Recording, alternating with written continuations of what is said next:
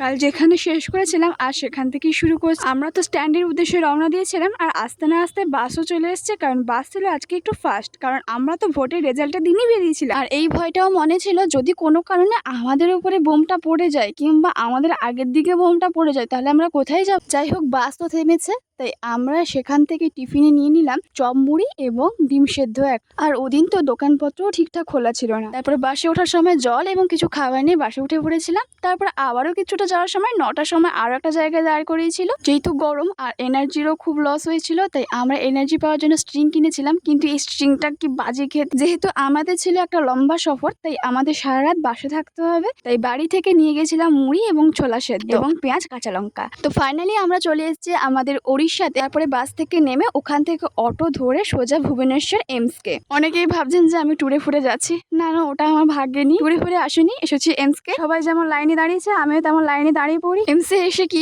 হলো না হলো সেটা তো পরে ভিডিওতে শেয়ার করবো। ততক্ষণের জন্য বাই।